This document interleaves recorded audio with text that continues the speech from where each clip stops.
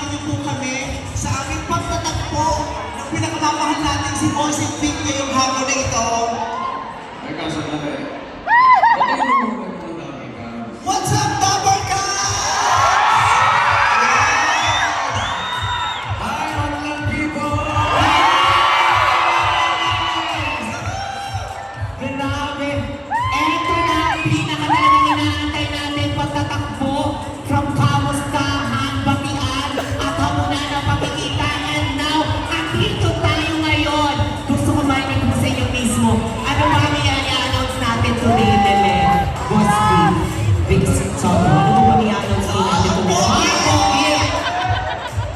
Totoo na bang chismis, Bossy?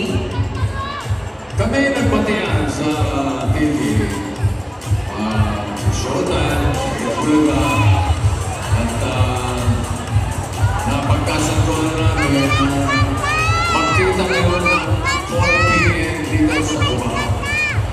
Kanina pa kami nag-uusap. 3:59 dumating ako. 3:59 and a half dumating si Miles. Aray ko ng 1.5. Nag-uusap kami kasi meron po kami sorpresa para sa inyo lahat. Sa lahat ng mga tabarkal, sa lahat ng Madlang people, ito po yung para sa inyo. Vice, kung ba ikaw na magsabi na sisigurahan kita. Yes po, Bossing. Katulad ko, alam niyong lahat din kayo, inaantay itong pagkakataon ito. Minsan lang itong mangyayari. Isa nga ito mangyayari. Lahat gustong mangyari ito noon pa man. Noon pa man, Pero eto na nga, mabubuo na. mabubuo na.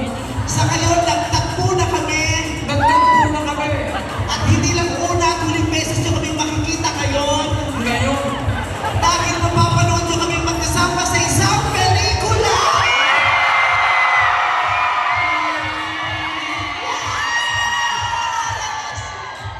Buo lang magiging artista ko.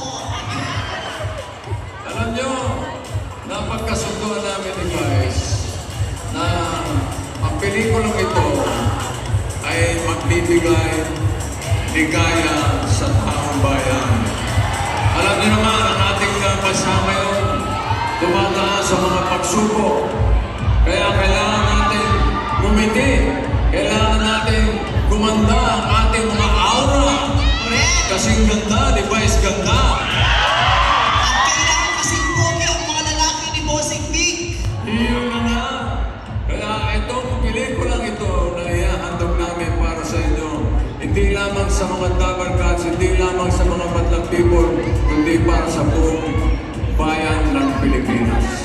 Tama po. Para tayo- Sa dami ng pinagdadaanan nating lahat araw-araw, alam namin dalawa na kailangan natin ng dahilan at ng paraan para tumawa. Nang sa ganon ay makaraos man lang tayo araw-araw. Kaya naman, alam namin na sa pagkakataong ito, sa taong ito, kailangan naming magsanib puwersa para ibigay ang tawa, halakhak at kaligayahang kailangan ng mga Pilipino. Okay ba sa inyo yun? Hindi ko marinig. Okay ba? Okay din sa amin. Excited na excited po kami dalawa ni Bossing Vic na magpakita sa inyo ng